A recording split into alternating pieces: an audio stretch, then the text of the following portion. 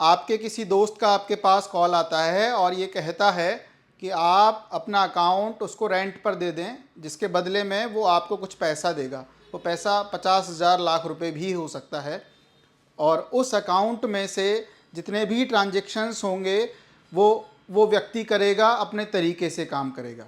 नमस्कार दोस्तों, मैं एडवोकेट आदर्श सिंघल, राजस्थान हाईकोर्ट जयपुर।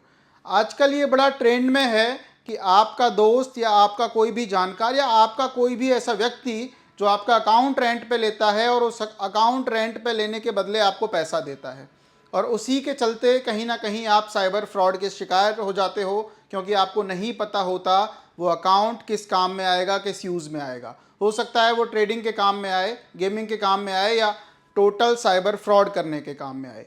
अगर आपके अकाउंट का उपयोग इस तरीके से किया जा रहा है तो ऐसे साइबर फ्रॉड से आप सतर्क रहें। आप इस चीज़ से भी सतर्क रहें कि आपके अकाउंट में किस किस तरीके के ट्रांजैक्शंस हो रहे हैं। हो सकता है साइबर टेररिज्म के भी आप शिकार हो जाएं, टेररिस्ट ग्रुप से भी ये पैसा है।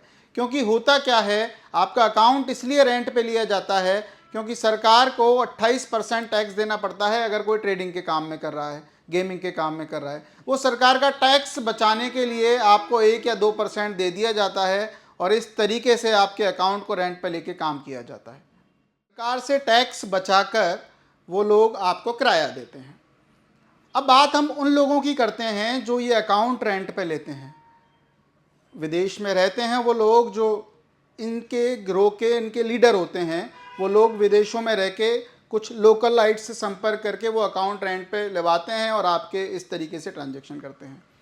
लेकिन अगर पुलिस पकड़ने आएगी, आपके अकाउंट में कोई भी साइबर क्राइम कंप्लेंट होगी, तो आपको जवाब देना पड़ेगा, क्योंकि आप उस अकाउंट के अकाउंट होल्डर हैं। आप ये कहकर नहीं बच सकते कि साहब मैंने तो अपना अकाउंट रेंट पे दिया था, क्योंकि कोई भी लीगल काम आपके अकाउंट से अगर होगा तो जवाबदेह आप ही हैं। चलिए मान के चलिए कंप्लेंट कोई नहीं होती है साइबर क्राइम की, तो भी आप मुलजिम बन सकते हैं। अब वो कैसे होगा?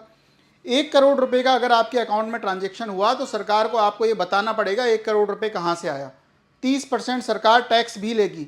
30 लाख रुपए तो आपका टैक्स बन गया है उस चीज़ में जिसके लिए आपको 1 लाख और 2 लाख रुपए मिले हैं। अब हम उन लोगों की बात भी करते हैं जो ये अकाउंट रेंट पर लेकर और अलग अलग लोगों को भेजते हैं। उन लोगों को भी जितना कम अमाउंट इस काम के लिए मिल रहा है, उससे ज़्यादा के लिए वो मुलजिम बनाए जा सकते हैं।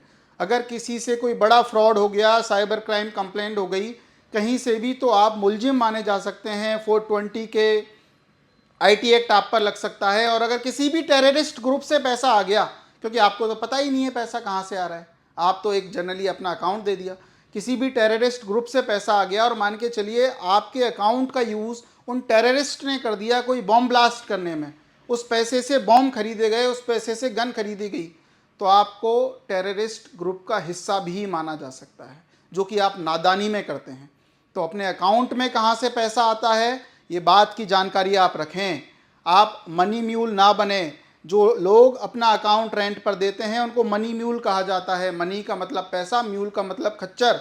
आपको उस खच्चर की कैटेगरी में रखा जाता है जिसका काम है सामान को ढोना। एक अकाउंट से पैसा आया और दूसरे अकाउंट में इस अकाउंट के जरिए ट्रांसफ़र कर दिया, तो ऐसे लोगों को भी शिकार बनाया जा सकता है। और जनरली वो लोग हैं जो कॉलेज में पढ़ते हैं, जो नए लड़के हैं या किसी परेशानी का शिकार हैं, उनको पैसे की आवश्यकता है और ना चाहते हुए भी कोई ना कोई अपराध कर बैठते हैं, साइबर क्राइम कर बैठते हैं। अगर ऐसे व्यक्ति आपके संपर्क में आते हैं जो आपका अकाउंट लेने के लिए कहते हैं, अकाउंट रेंट पे लेने के लिए कहते हैं, तो इन लोगों से बचें।